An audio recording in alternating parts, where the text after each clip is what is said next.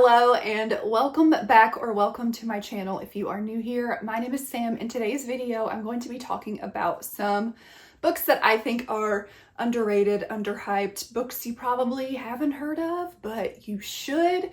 Now, I've done this type of video in the past, but for this one, I wanted to give myself more of a stricter, process when choosing these books.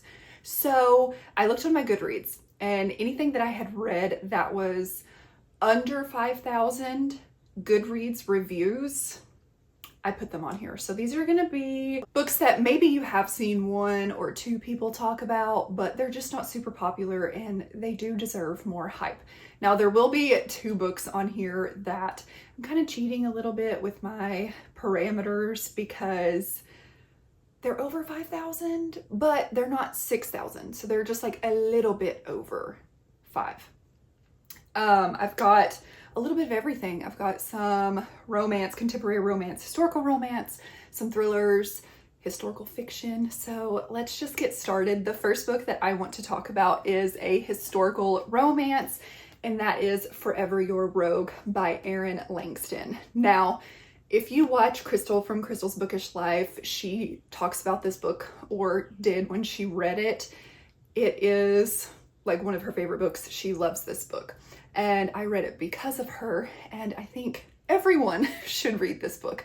It is truly just such a beautiful book. We are following Cora, who is she's newly widowed, and she is left with 2 small children, and her late husband's family members are trying to get custody of her 2 kids, and she does not want her kids to be in their hands, to be raised by them. They're just not very loving people, and she just desperately wants to keep her kids. And she knows that in order for her to be able to keep her children, she's gonna have to get married, because that's just the way it works. So she calls in Nathaniel, who promised her a favor he owes her from many, many years ago. So she calls him in and she's like, I need you to pretend to be courting me. Like, we are going to get married so I can have custody of my children. Now, Nathaniel he's a rogue. He's made it very clear that he doesn't want to be married. He doesn't want a family, doesn't want that responsibility, but yet he falls in love with Cora, and he falls in love with her children. And it was absolutely adorable to watch. I loved their relationship. I loved his relationship with her children, and the way he becomes protective over the children and Cora melted my heart. This book has such good characters and such good character development. So if you're looking for a sweet historical romance, pick this one up. Okay, now I'm going to talk about a contemporary romance author who she just published her first book this year.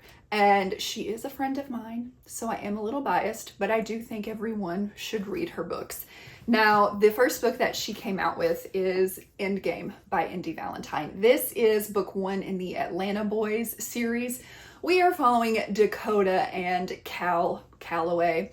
This is a brother's best friend, friends to lovers, baseball romance, and it's definitely he falls first and he falls hard, very, very hard.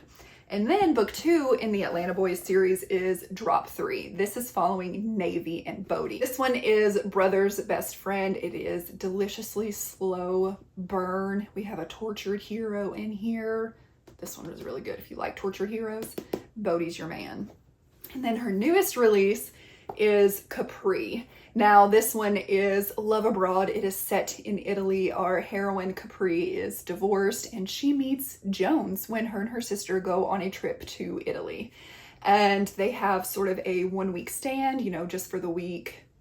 But then she gets back home, they run into each other, and things go from there. This one is emotional. It's got a lot of heart in here. Indy really poured her soul into this one. So if you have not read Capri and you're looking for a good, emotional, spicy summer read, let this be the one.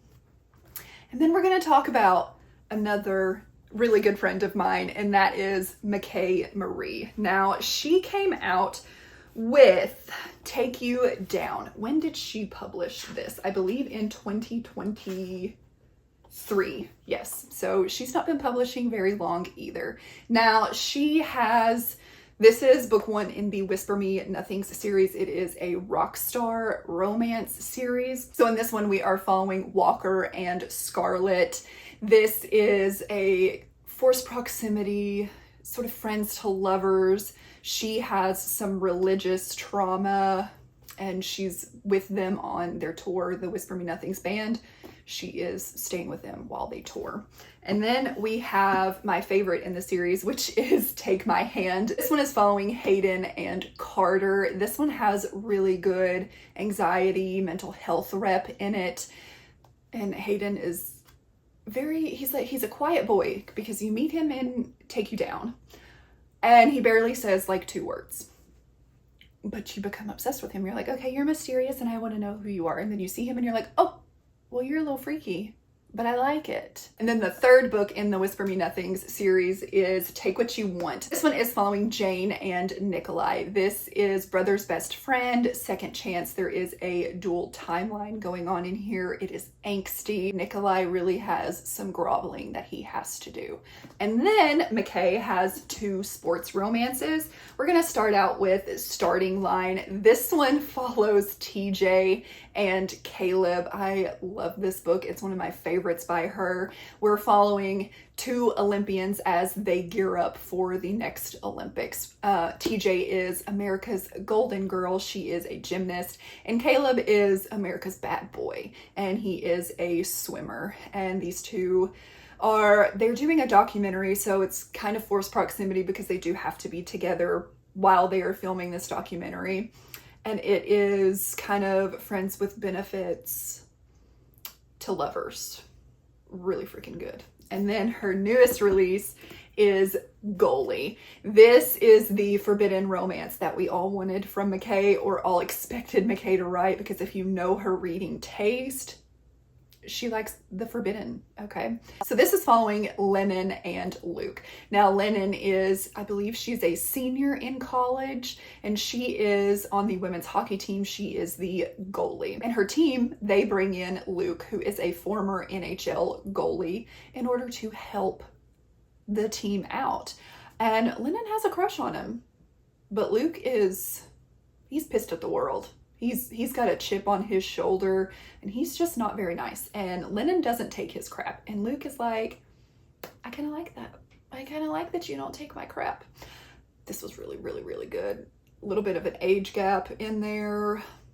Like I said, hockey romance, forbidden, really good. So if you're looking for 2 really good new indie authors to support, let it be Indy Valentine and Michae Marie. They're so good. They put so much effort. Not that, any author does, but I see it firsthand because I am friends with them. I know how much heart goes into their books and stress and hours. So show them some love. The next book that I'm going to talk about is A Secret Worth Keeping by Drew Strickland. This is a thriller, and we are following Joel and Stella. Now, Joel and Stella are on their way to a very romantic weekend getaway. And when they get to this cabin that Stella has booked for them, they find a dead woman outside of their cabin. Stella immediately is like, let's call the police. What is going on? But Joel is like, wait a second, let's not be too hasty. Let's keep it to ourselves. And things go from there. This was really twisty. It's pretty short. I listened to this one on Hoopla and read it in like just a couple of hours. So it's short, fast paced, really twisty, really gonna get you in there and trying to figure out what the heck is going on. And just when you think you've got it figured out, no, you don't. So I do recommend this one a lot. And then we're gonna talk about a historical fiction series that I have really enjoyed, and that is the Windswept Saga by Annabelle McCormack. Book 1 is Windswept, book 2 is Sands of Sirocco, and book 3 is Whisper in the Tempest. There is a novella, like a prequel novella that I have not read yet.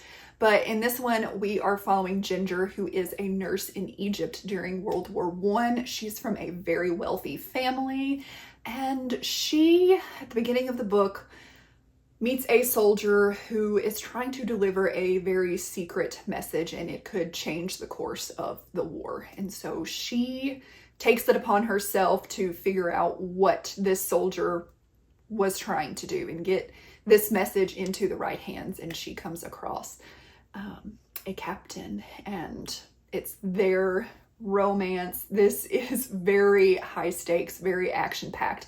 There is so many secrets, so many betrayals going on in here. You don't really know who to trust.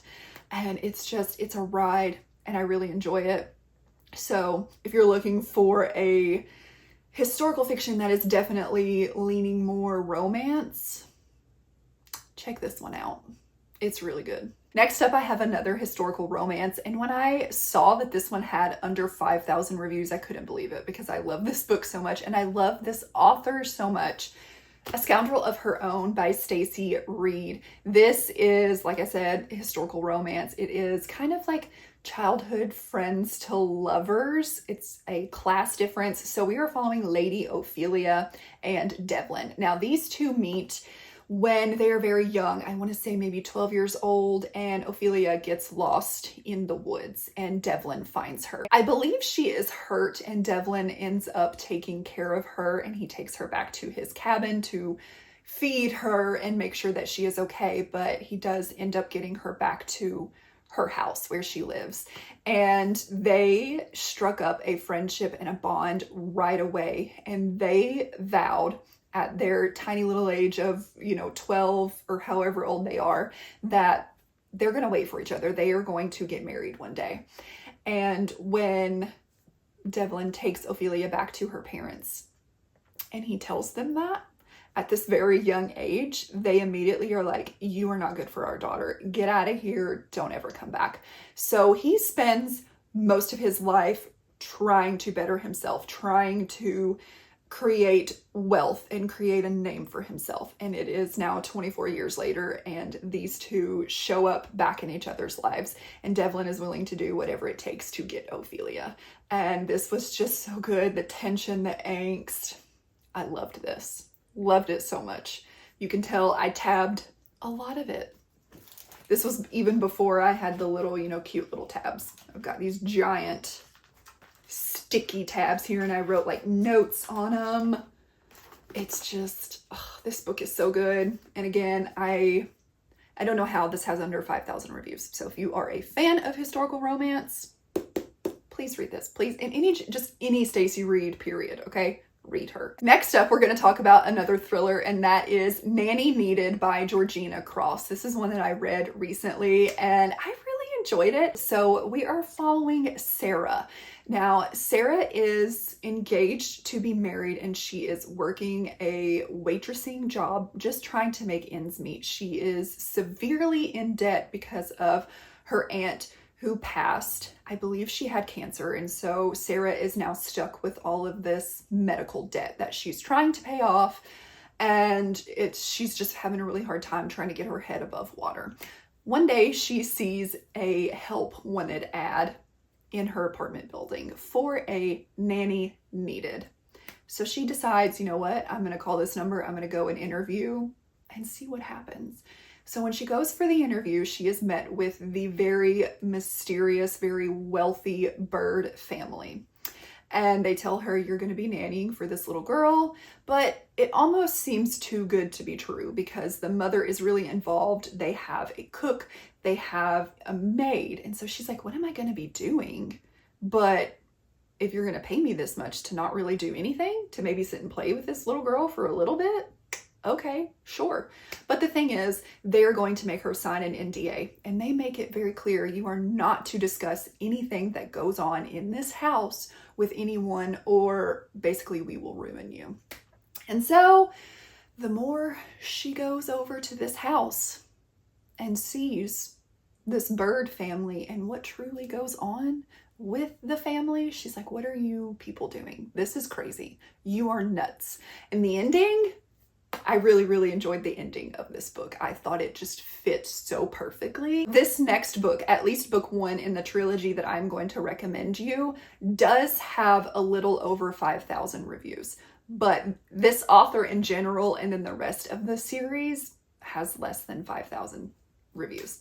And I think that's a dang shame, okay? Because I love this trilogy, and I believe I've talked about it a little bit on my channel, and that is the Surviving Time series by Reid. Now, book 1 is The Surviving Trace, book 2 is The Reigning and the Rule, and then book 3 is Echoes of Time. And then there is a spin-off series to this that follows the brother and sister and their love stories of the hero in here. So this is a time traveling romance, very like Outlander vibes. I ate this up. It is enemies to lovers. It is angsty. There's so much good banter in here. Our heroine, Serene. So in, modern day, she's actually engaged to be married to, I believe, a man named Will, possibly. Is it Will? I don't know. He's not important. Okay. But her and her friend actually own a antique shop. And so she goes antiquing all the time. And she runs across a box of photos one day. And one of these photos really speaks to her. And it's a picture of, I believe, 3 men standing outside of a really old house. And she just can't get it out of her head. And she dreams about it. And one day she wakes up, and she is now in 1912 Charleston, South Carolina. And she learns that she is married to one of the men that she saw in this picture and one of the men that she dreamed about. And his name is Etienne. Etienne is the eldest brother. He is very wealthy. His parents died, and he has a younger brother and a younger sister.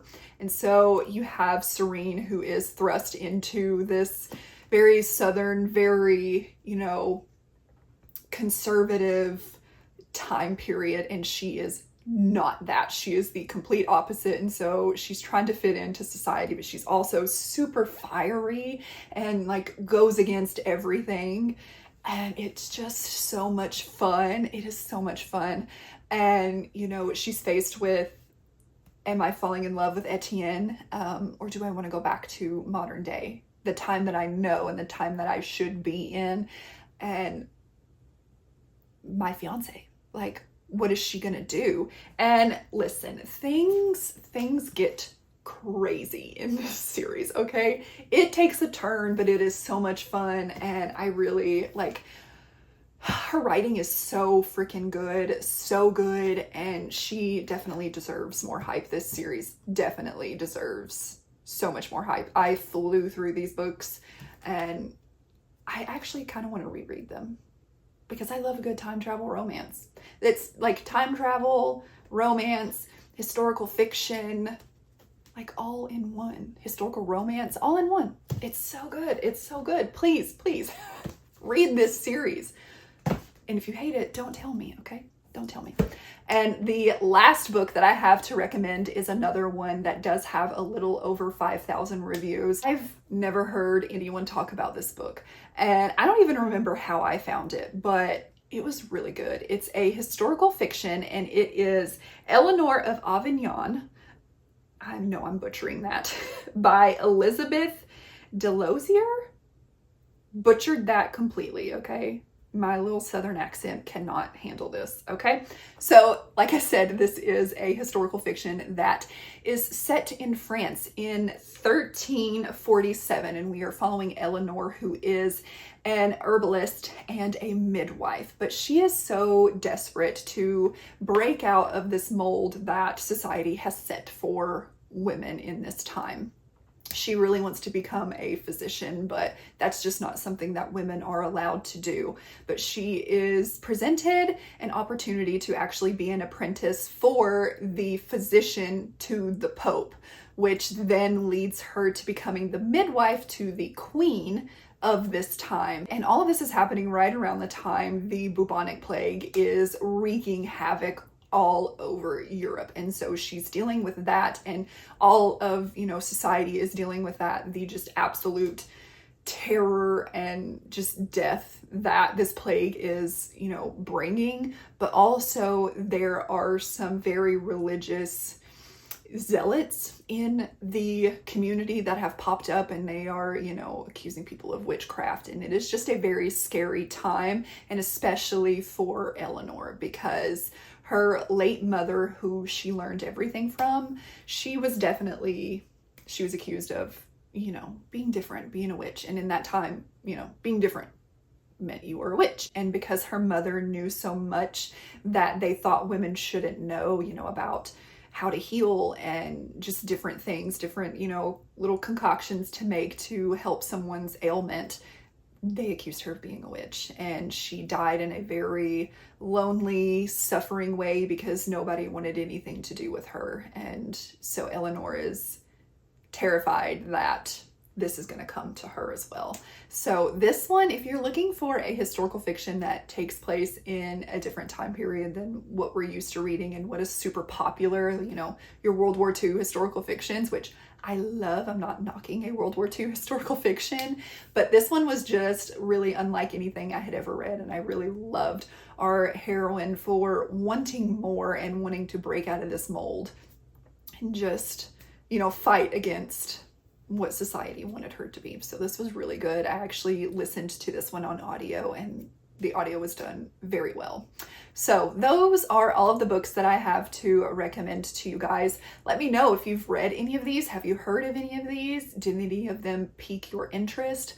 Let me know. Also, if you have a book that you think is severely underrated, severely underhyped, let me know in the comments down below so I can maybe check that out as well. If you have made it to this point in the video and you'd like to let me know, leave me a baseball in the comments down below. Thank you so much for watching. Please like, comment, and subscribe.